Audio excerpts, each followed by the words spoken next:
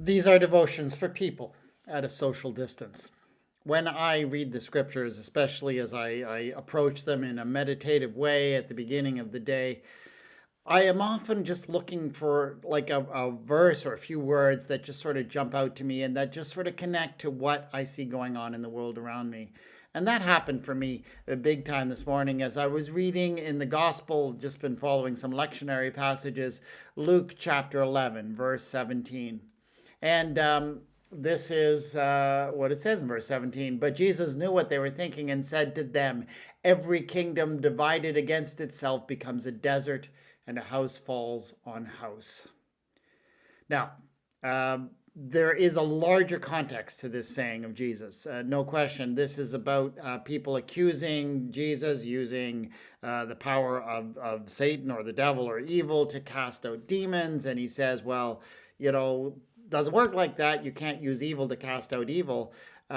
So there's a larger context, but at the same, and I don't like to generally pull verses out of context, but I also suspect that this was a saying, this kingdom divided against itself was probably a saying of Jesus that may have circulated independently of that particular context. So I think the verse also stands on its own. And it jumped out to me, of course, because we find ourselves living at a time in our country and in other countries where polarization, where people being at odds with each other and totally unable to communicate and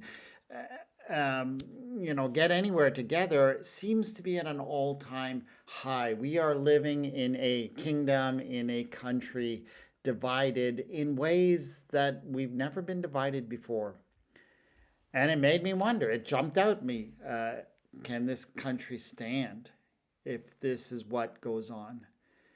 And I just reminded, it underlines for me how dire the kind of polarization we've been living with is, and that it does threaten the very nature of our country, because it threatens the nature of our democracy, right? If we, the nature of democracy is that we do disagree. We should disagree, and but there is a faith, a basic underlying faith in the system itself that allows people to participate together and work out those differences. And yet a lot of that today seems to be being thrown out the window.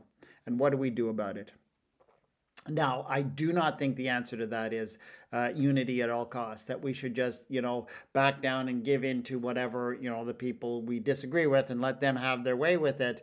That's really is not a very helpful way, especially when we don't agree that the way they want to do things is what's going to work or is right or just. You don't just back down on that. So what do you do? Well, I would just, the thing that caught me today as I read this verse was this. It's the kingdom divided against itself. So it's, in a way, it's when we come to a place of division so much that we begin to attack the system itself. Now, the system is not perfect. The system has problems. The system needs reform, but we need to have enough faith in the system to want to propose solutions and changes to the system itself. So yes, we disagree. We might argue and fight about those disagreements, and that is actually healthy democracy. But at the same time, let us find a commitment to the system itself, to the way of working through these differences, of finding those who we can represent. That means, I think, to a certain extent, giving a certain leeway to our elected officials, a certain faith, even when they don't seem to deserve it. Not, a limitless faith, but to a certain extent, we need to be willing to support them. And I say that not necessarily agreeing with what the leaders are doing. But there needs to be a basic level of faith in the system itself, or the kingdom will not stand. Just some reflections I had today. Lord our God, in the face of so much polarization, help us to be people who express faith in you, faith in a possibility of a better world that we're willing to invest in. Amen.